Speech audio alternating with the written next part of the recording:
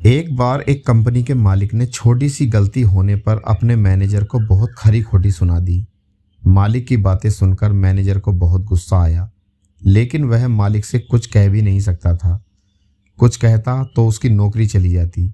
गुस्से में वह मैनेजर अपने मालिक के केबिन से बाहर आ गया और बाहर आकर उसने अपना सारा गुस्सा स्टाफ पर निकाल दिया। अब बिना वजह डांट पड़ने की वजह से स्टाफ वालों को भी गुस्सा आ गया, लेकिन वह भी मजदूर थे, अपने मैनेजर से कुछ कह नहीं सकते थे। लेकिन अब स्टाफ वाले अपना गुस्सा किस पर निकालते? वह आपस में एक दूसरे से तो लड़ नहीं सकते थे, क्योंकि उन्हें आपस में मिलकर ही काम करना था। तो सारे स्टाफ वाले घर जाते वक्त अपना गुस्सा किसी न किसी बात को लेकर गेट पर खड़े वॉचमैन पर निकालने लगे।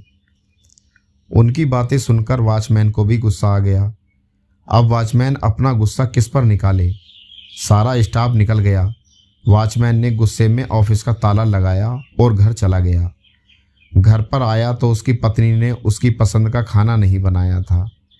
वॉचमैन का गुस्सा और बढ़ गया। उसने ऑफिस की भड़ास भी अपनी पत्नी पर निकाल दी और उसने अपनी पत्नी को बहुत उल्टा सीधा सुना दिया। पति की बातें सुनकर पत्नी को भी गुस्सा आ गया। वह अंदर गई और उसने अपने बच्चे को एक जोर का थप्पड़ मार दिया और बोलने लगी, पढ़ाई करता नहीं है और सारा दिन टीवी ही देखता रहता है। मम्मी से मार खाकर वह बच्चा गुस्से में घर से बाहर निकल गया। बाहर आकर उसने एक पत्थर उठाया और अपना गुस्सा निकालने के लिए उसे आसमान की तरफ फेंक दिया। वह पत्थर थोड़ा दूर सो रहे एक कुत्ते के सर पर जा लगा।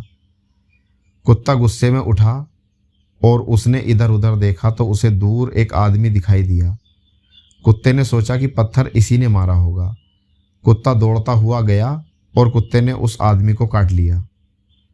उस आदमी ने बड़ी मुश्किल से उस कुत्ते से अपना पीछा छुड़ाया और जिस आदमी को उस कुत्ते ने काटा वह उसी कंपनी का मालिक था जिसने सुबह ऑफिस में अपने मैनेजर को डांटा था।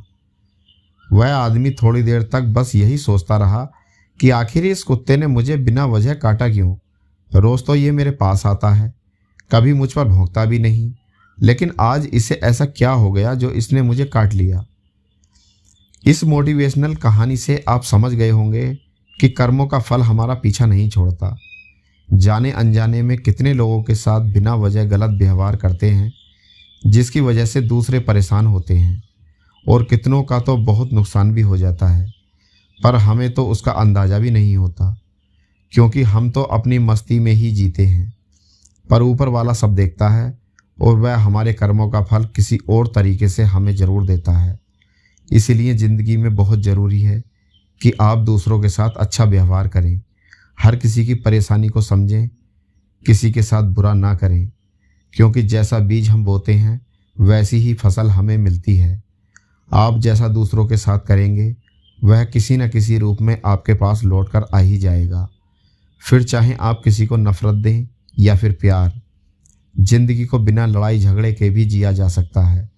किसी को अपने गुस्से से समझाने से बेहतर है कि आप उस बात को प्यार से समझाएं। हमेशा याद रखें, अच्छे कर्मों से ही इंसान महान बनता है। अच्छे कर्म करने के लिए हमें किसी ट्रेनिंग की ज़रूरत नहीं पड़ती है, बस हमें अपनी सोच बदलनी पड़ती है। तो दोस्तों, कैसी लगी आपको ये कहानी? कमेंट करके ज़रूर बताएं। कहानी अगर पसंद आई हो तो लाइक, शेयर और चैनल को सब्सक्राइब करना बिल्कुल ना भूलें। शुक्रिया।